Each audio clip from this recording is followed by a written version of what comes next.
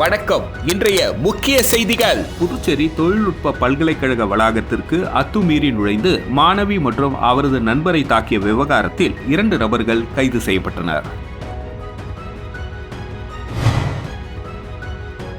புதுச்சேரியில் போகி பண்டிகை என்று இந்த ஆண்டு காற்று மாசுபாடு குறைந்துள்ளது என ஆய்வில் தெரியவந்துள்ளது. நூறடி சாலையில் ரயில்வே சுரங்கப்பாதை பணி முழுமை பெறுவதற்கு முன்பு மக்கள் பயன்படுத்த துவங்கிய நிலையில் அதிகாரிகள் நுழைவாயிலை அதிரடியாக மூடினர். புதுச்சேரியில் ஆன்லைன் மோசடி கும்பலிடம் 12 நபர்கள் 11,51,000 இழந்துள்ளனர்.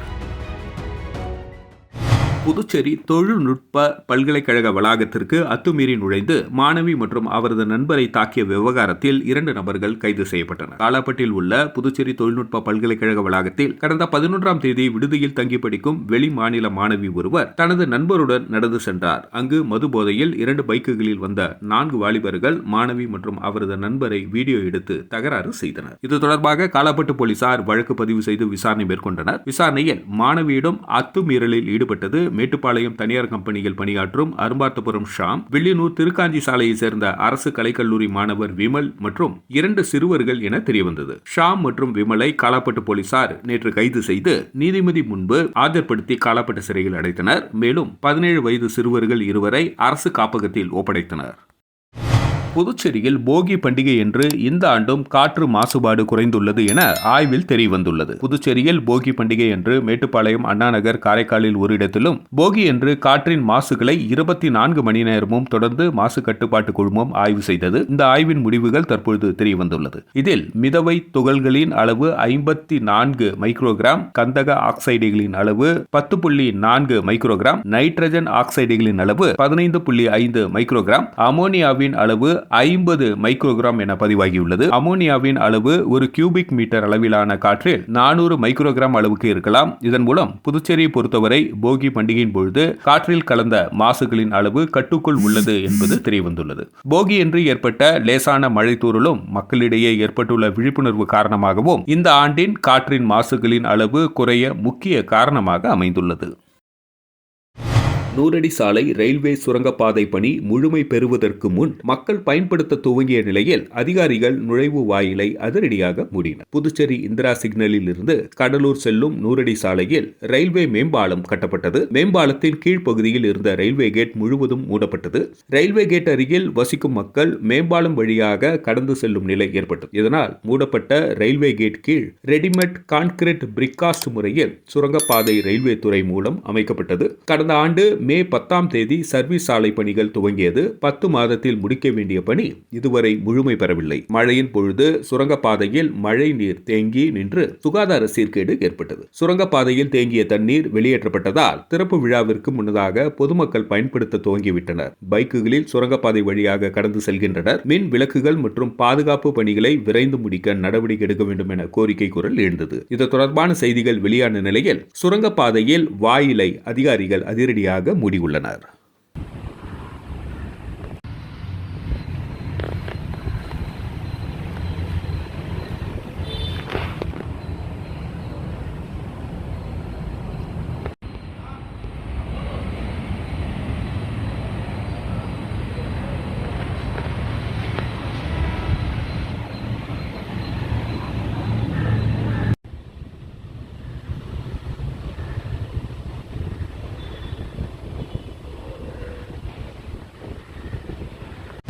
புதுச்சேரியில் ஆன்லைன் மோசடி கும்பலிடம் 12 நபர்கள் 11,51,000 இழந்துள்ளனர். திலாஸ்பேட்டையை சேர்ந்தவர் மேரி ஜூலி. இவரை மொபைல் போனில் தொடர்பு கொண்ட மர்ம நபர் சென்னை ஏர்போர்ட் சுங்கவரி அதிகாரி பேசுவதாக கூறி உங்களது பெயரில் $70,000 மதிப்பிலான பார்சல் வந்துள்ளது எனவும் அந்த பார்சலை பெறுவதற்கு சுங்க கட்டணம் செலுத்த வேண்டும் என்று கூறியுள்ளார். இதை நம்பிய மேரி ஜூலி ரூபாய் 5.80 லட்சத்தை செலுத்தி ஏமாந்தார். இதேபோல வில்லியனூரை சேர்ந்த மங்கலட்சுமி 1,23,686 ரூபாய் எனவும், மூலகுளத்தை சேர்ந்த ஆனந்தராயுடு என்பவர் 36,917 ரூபாய், முத்திரையப்பாளையத்தை சேர்ந்த அறிவரசன் 2,21,000, பாரதிதாசன் நகர் அருண்குமார் 25,000, ரெட்டியார்பாளையம் அருண் பிரசாத் 25,000, தவளக்குப்பம் சுரேஷ் 18,558 ரூபாய், பாக்கியராஜ் 14,000, புதுச்சேரி அஸ்வதி 90,000, காரைக்கால் கோட்டுச்சேரி மணிகண்டன் 10,000, கருவடிக்குப்பம் ராமலிங்கம் 1,050, சாமிப்பிள்ளை தோட்டம் ஸ்ரீதரன் 6,000 என மொத்தம் 12 நபர்களிடம் மோசடி கும்பல் 11,51,289 ரூபாய் ஏமாற்றியுள்ளனர். இது குறித்த புகாரின் பேரில் சைபர் கிரைம் போலீசார் வழக்கு பதிந்து விசாரித்து வருகின்றனர்.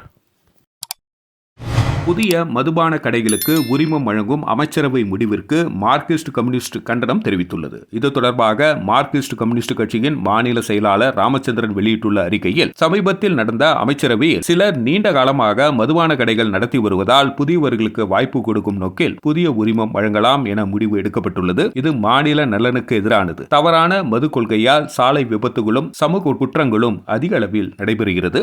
விதவைகள் அதிகம் உள்ள மாநிலம் என்ற அடிப்படையில் இந்திய அளவில் புதுச்சேரி முதலிடத்தில் உள்ளது. கடந்த 2010 ஆண்டு 90 மதுபான கடைகளுக்கு உரிமம் வழங்கும் முடிவை எதிர்த்து மார்க்சிஸ்ட் கம்யூனிஸ்ட் கட்சி நீதிமன்றம் சென்றபொழுது தனி நபர்களுக்கு புதிய உரிமம் வழங்க மாட்டோம் என அரசு உறுதியளித்ததால் வழக்கு முடித்து வைத்தனர். நீதிமன்ற வாக்குறுதியை மீறி மாநில நலனுக்கு எதிராக புதிய மதுபான கடை திறக்கும் முடிவு ஏற்புடையது கிடையாது. இளம் தலைமுறையினர் நலன் கருதி மது கடைகள் எண்ணிக்கையை படிப்படியாக குறைக்க வேண்டும். மதுபான கடைகளுக்கு உரிமம் வழங்கும் முடிவை அரசு திரும்ப பெற வேண்டும். இவ்வாறு அதில் கூறப்பட்டுள்ளது.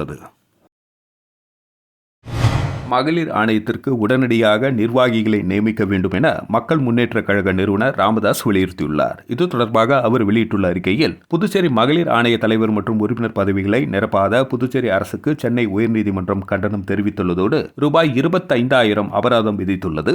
இது துரதிருஷ்டவசமானது. புதுச்சேரி அரசின் நிர்வாக திறமையின்மைக்கு இது உதாரணம். இந்த வழக்கில் சட்டத்தால் உருவாக்கப்பட்ட ஒரு நிறுவனம் சட்டத்தால் மட்டுமே செயல்பட வேண்டும். தனது விருப்ப வெறுப்புக்கு தகுந்தவாறு அவற்றை வளைத்து நடத்த முடியாது என்பதை நீதிமன்றம் தீர்ப்பு சுட்டிக்காட்டியுள்ளது. புதுச்சேரி அரசு இந்த ஆணையத்திற்கான தலைவரையும் உறுப்பினர்களையும் உடனடியாக நியமிக்க வேண்டும். அடுத்த 15 நாட்களுக்குள் இதை செய்ய தவறினால் எங்கள் கட்சி சார்பில் இது சம்பந்தமாக சென்னை உயர்நீதிமன்றத்தில் மனு தாக்கல் செய்யப்படும் என குறிப்பிடப்பட்டுள்ளது.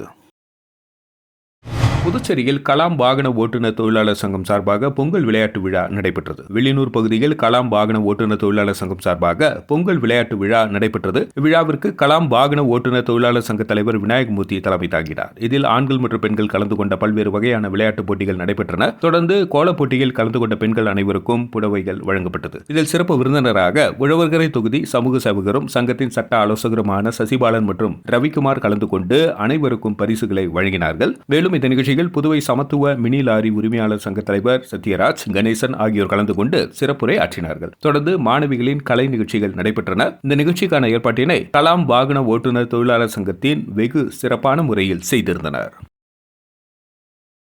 அரியாங்குப்பம் பகுதியில் நடைபெற்ற பொங்கல் விழாவில் காங்கிரஸ் மாநில செயற்குழு உறுப்பினர் விஜயலட்சுமி ஜெயமூர்த்தி கலந்து கொண்டு பரிசுகள் வழங்கினார். அரியாங்குப்பம் பகுதியில் 9ஆம் ஆண்டு பொங்கல் கலை விழா மற்றும் விளையாட்டுப் போட்டிகள் கடந்த 2 தினங்களாக நடைபெற்றது. இதில் புதுச்சேரி மாநில காங்கிரஸ் கட்சியின் செயற்குழு உறுப்பினர் விஜயலட்சுமி ஜெயமூர்த்தி, முன்னாள் வட்டார காங்கிரஸ் தலைவர் சிவராமகிருஷ்ணன் ஆகியோர் சிறப்பு விருந்தினராக கலந்து கொண்டு விளையாட்டுப் போட்டிகளில் வெற்றி பெற்றவர்களுக்கு பரிசுகள் வழங்கி பாராட்டினார். முன்னதாக இவ்விழாவில் தமிழர் பண்பாட்டை பறைசாற்றும் வகையில் விவசாயத்தை பெருக்க வயலில் விளைந்த புது நெல் மணிகள் தென்னம்பாலை கொடுத்து சிறப்பு விருந்தினர்களை வரவேற்றனர். தொடர்ந்து உரியடித்தல், கயிறு இழுத்தல், ஓட்டப்பந்தயம் உள்ளிட்ட பல்வேறு விளையாட்டுப் போட்டிகள் பங்கேற்றவர்களுக்கு முன்னாள் சட்டமன்ற உறுப்பினர் ஜெயமூர்த்தியின் ஆதரவாளர்கள் இதற்கான ஏற்பாடுகளை சிறப்பாக செய்திருந்தனர்.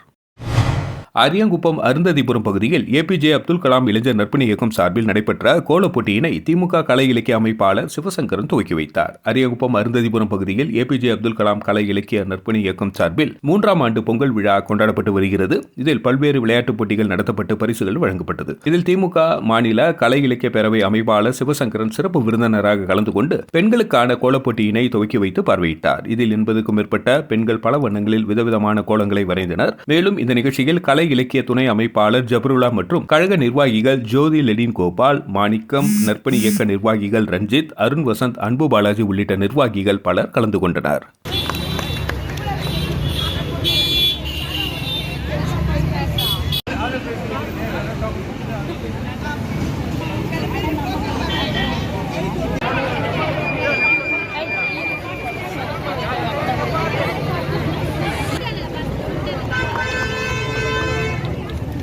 பொங்கல் பண்டிகையை முன்னிட்டு ஜிஎன் பாளையம்பேட் இளைஞர்கள் சார்பில் 9ஆம் ஆண்டு தமிழர் திருநாள் பொங்கல் விழா விளையாட்டுப் போட்டி மற்றும் கலை நிகழ்ச்சிகளுடன் சிறப்பாக கொண்டாடப்பட்டது. புதுச்சேரி வெள்ளினூர் ஜிஎன் பாளையம்பேட் பகுதியில் புரட்சியாளர் அம்பேத்கர் நூலகம், புதுவை போதி கலைக்கூடம் மற்றும் ஜிஎன் பாளையம் இளைஞர்கள் ஏற்பாட்டில் 9ஆம் ஆண்டிற்கான தமிழர் திருநாள் பொங்கல் விழாவானது கொண்டாடப்பட்டது. இதில் புதுச்சேரி சட்டப்பேரவையின் எதிர்க்கட்சித் தலைவரும் தொகுதியின் சட்டமன்ற உறுப்பினருமான சிவா கலந்து கொண்டு விளையாட்டுப் போட்டியினை துவக்கி வைத்தார். அதனைத் தொடர்ந்து புதுவை யுத்தம் கலைக்குழுவின் பற இசை நிகழ்ச்சி, டாக்டர் கணேஷ் குழுவின் புதுச்சேரி மல்லர் கம்பம் நிகழ்ச்சி மற்றும் பரிசளிப்பு விழா, மாணவ மாணவியர்களின் கலை நிகழ்ச்சிகள் ஏற்பாடு செய்யப்பட்டிருந்தது. இந்த நிகழ்ச்சியில் சிறப்பு அழைப்பாளராக அரசு பள்ளி தலைமை ஆசிரியர் லட்சுமணன், சிறப்பு பேச்சாளர் கலக்கல் காங்கேயன் ஆகியோர் கலந்து கொண்டு பேசிய நிகழ்வில் முகமது ஹசன் மற்றும் சரவணன் ஆகியோர் வாழ்த்துரை வழங்கினார்கள். மேலும் பொன் ஆறுமுகம், ஞானவேல், வீரக்கண்ணு, ஜான் ஆகியோர் முன்னிலையில் நடைபெற்ற இந்நிகழ்ச்சியில் விழாவின் ஒருங்கிணைப்பு குழு மற்றும் புதுச்சேரி போதி கலைக்கூடத்தின் தலைவர் ஆனந்த் வழிகாட்டுதல்படி நெறியாளர் கார்த்திக் மற்றும் வரவேற்புரையை சத்யசீலன் உரையாற்றினார். மேலும் கிராம பஞ்சாயத்து தலைவர் சங்கர் மற்றும் கிராம பஞ்சாயத்து துணை செயலாளர் கனகராஜ்,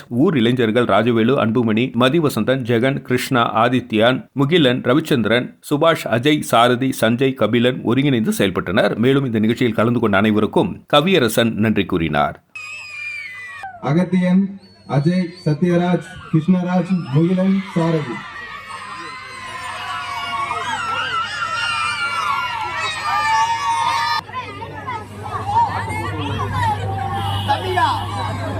அஜய், சத்யராஜ், கிருஷ்ணராஜ், முகிலன், சாரதி.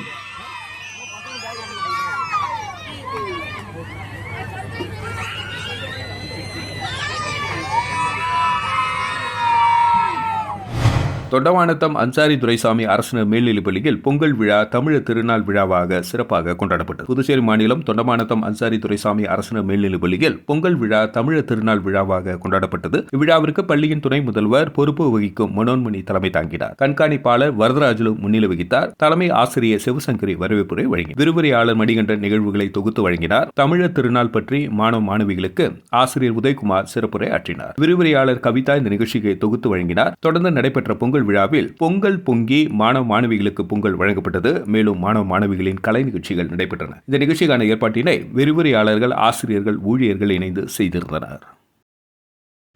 புதுச்சேரி முத்தியால்பேட்டை ஸ்ரீ லட்சுமி ஹயகிரீவ திருக்கோவிலில் மார்கழி மாத நிறைவையொட்டி ஆண்டாள் திருக்கல்யாண உற்சவம் சிறப்பாக நடைபெற்றது. தொடர்ந்து அனைவருக்கும் மாங்கல்யம் பிரசாதமாக வழங்கப்பட்டது. மார்கழி மாத நிறைவையொட்டி பெருமாள் திருக்கோவிலில் ஆண்டாள் திருக்கல்யாண உற்சவம் நடைபெற்று வருகின்றது. மார்கழி மாதம் முழுவதும் ஆண்டாள் அருளிய திருப்பாவை பாசுரங்களை பெருமாள் கோவில்களில் பக்தர்கள் பாடி இறைவனை வணங்கிய நிலையில் மார்கழி மாத நிறைவையொட்டி முத்தியால்பேட்டை ஸ்ரீ லட்சுமி ஹயகிரீவ திருக்கோவிலில் மார்கழி மாத நிறைவையொட்டி ஆண்டாள் திருக்கல்யாண உற்சவம் சிறப்பாக நடைபெற்றது. யாகம் வளர்த்தி, பாராயணம் பாடி, வேத மந்திரங்கள் ஓதி பெருமாள் ஆண்டாளுக்கு மாங்கல்யம் அணிவித்த நிகழ்வில் பக்தர்கள் பலரும் கலந்து கொண்டனர். தொடர்ந்து பக்தர்கள் அனைவருக்கும் மாங்கல்யம் பிரசாதமாக வழங்கப்பட்டது.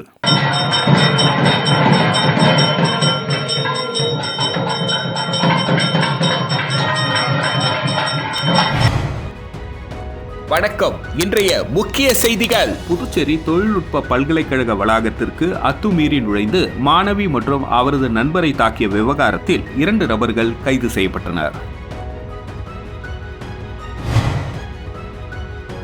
புதுச்சேரியில் போகி பண்டிகை என்று இந்த ஆண்டு காற்று மாசுபாடு குறைந்துள்ளது என ஆய்வில் தெரியவந்துள்ளது. நூறடி சாலையில் ரயில்வே சுரங்கப்பாதை பணி முழுமை பெறுவதற்கு முன்பு மக்கள் பயன்படுத்த துவங்கிய நிலையில் அதிகாரிகள் நுழைவாயிலை அதிரடியாக மூடினர். புதுச்சேரியில் ஆன்லைன் மோசடி கும்பலிடம் 12 நபர்கள் 11,51,000 இழந்துள்ளனர். செய்திகளை துல்லியமாக தெரிந்து கொள்ள கிரியேட்டிவ் மீடியா நியூஸ் யூடியூப் சேனலை சப்ஸ்கிரைப் செய்து கொள்ளுங்கள். வணக்கம்.